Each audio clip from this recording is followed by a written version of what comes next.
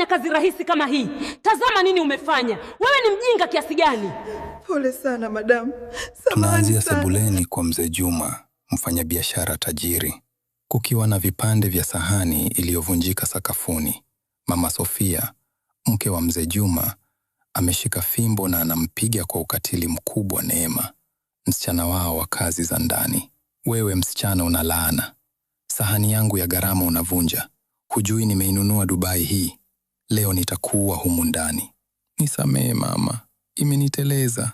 Sikutegemea. Naomba unisamehe. Sitarudia.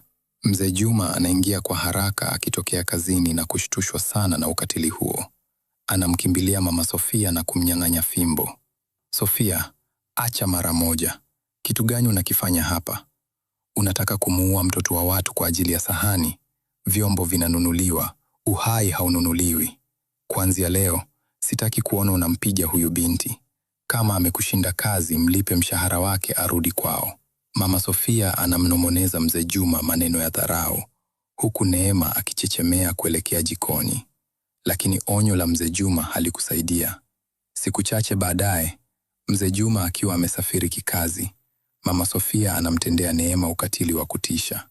Anampiga hadi kumwacha hoi sakafuni, uso umevimba na mwili umejaa majeraha. Siku ambayo mzee Juma anarudi na kukuta hali hiyo mbaya sebuleni, ghafla mlango unasukumwa kwa nguvu. Ni Asha, mama mzazi wa Neema, mwanamke aliyechoka kimaisha. Anaingia kwa kasi huku akihema. Mwanangu, Neema wangu, wamekufanya nini mwanangu? Maskini mtoto wangu. Wewe mwanamke ni nani? Na umeingiaje kwenye nyumba yangu? Juma, hivi ndivyo unavyomtesa damu yako. Ndio maana ulikataa mimba yangu, ili uje kumfanya mwanao mtumwa wako wa kumpiga mpaka kufa. Mzee Juma anashtuka kiasi cha kudondosha mkoba wake chini. Anavua miwani yake kwa mikono inayotetemeka, akimtazama Asha kwa makini. Asha, ni wewe Asha wa kijiji cha Matombo? Ndiyo, ni mimi. Miaka 20 iliyopita ulinikataa mimi na tumbo langu ukakimbilia mjini. Nilipata shida. Nikamlea mwanangu kwa tabu katikati ya umaskini uliokithiri. Leo amekuja kutafuta maisha mjini. Kumbe amekuja kufia mikononi mwa baba yake mzazi anayemuita bosi. Huyu ni mwanao, Juma. Huyu anayeteswa hapa ni damu yako. Mama Sofia anapigwa na butwa. Anarudi nyuma akishika mdomo wake kutoamini anachokisikia. Mzee Juma anapiga magoti sakafuni karibu na Neema, machozi yakimtiririka mfululizo. Neema, mwanangu, Mungu wangu, nimefanya nini mimi? Nisamehe mwanangu, nisamehe Asha. Baada ya ukimya mfupi wa majonzi mazito, sura ya mzee Juma inabadilika na kujaa hasira. Ananyanyuka na kumkabili mama Sofia, ambaye sasa ameanza kulia kwa uoga.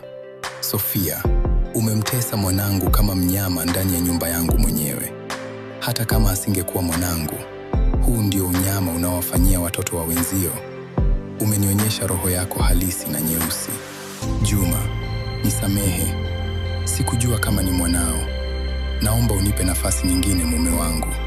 Kuanzia leo, wewe si mke wangu tena. Funga virago vyako vyote. Urudi kijijini kwenu ukaonje shida na maisha magumu uliokuwa unampa mwanangu. Ondoka kwenye nyumba yangu mara moja. Mlinzi anaingia na kumtoa mama Sofia anayepiga kelele za kulia na kujuta, akiburutwa nje ya jumba hilo la kifahari. Miezi kadhaa baadaye, mambo yamebadilika kabisa. Neema, ambaye sasa amepona, anapendeza na ana afya nzuri. Amekaa kwenye ofisi ya kifahari ya mzee Juma pamoja na mama yake. Mzee Juma anatoa faili kubwa la kisheria na kumpa Neema. Mwanangu, najua siwezi kufuta maumivu, umaskini na mateso niliyowasababishia wewe na mama yako kwa miaka yote. Lakini hizi ni hati za nyumba zangu zote na umiliki wa kubwa ya hisa za makampuni yangu. Kuanzia leo, urithi wa mali zangu zote ni wako.